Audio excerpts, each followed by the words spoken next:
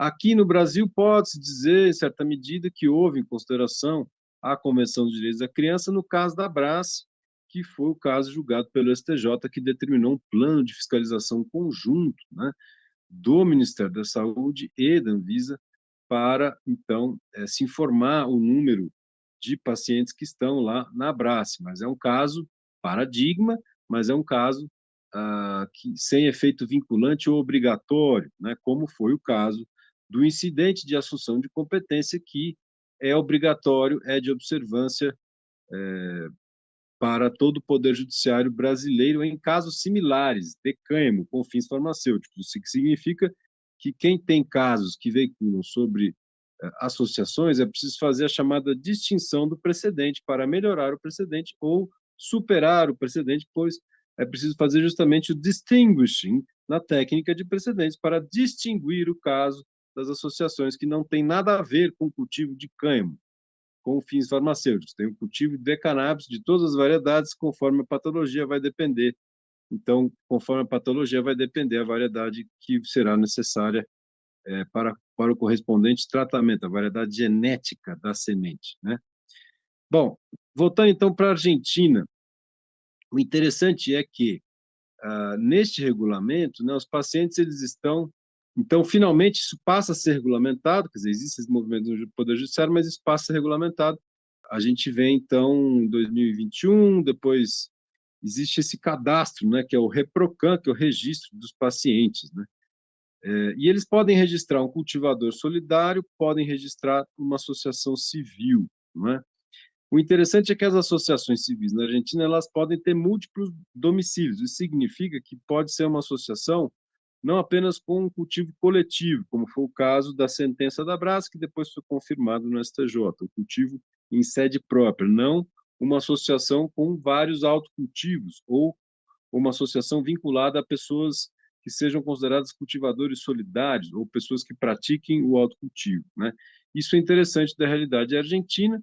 Uma associação hoje ela passa a ter uma série de requisitos que tem que apresentar, porque houve uma mudança, né, com o governo. Então nós temos uma resolução de 2024 para a questão do registro do paciente que faça essa opção de autocultivo, né? Você tem a quantidade de plantas florescentes, que é de 1 a 9 por pessoa. Existe uma quantidade de metros quadrados que pode ser cultivada, então até 6 metros quadrados para o cultivo interior e até 15 metros quadrados para o cultivo exterior, né? As associações não podem passar no máximo de 150 pessoas, existe um limite, um limitativo aqui de pessoas. Enfim, transporte, para a pessoa pode transportar de 1 a 6 frascos de 30 ml ou até 40 gramas de flores secas, né? Conforme a autorização aqui, porque a pessoa recebe um certificado de autorização do Ministério da Saúde, porque ela apresenta uma declaração bilateral paciente-médico, né? E aí ela tem um procedimento administrativo, existe todo um formulário no Mi Argentina, que é uma espécie de IGOV lá da Argentina, que a pessoa então vai preencher um formulário bastante detalhado, né? E juntar esses documentos médicos, como a prescrição, a receita, ela vai, ao final e ao cabo, ela vai ganhar uma carteirinha, né? Que vai estar lá escrito paciente com autocultivo, tá? Então, esse é um exemplo de procedimento administrativo que a gente tem na Argentina, né?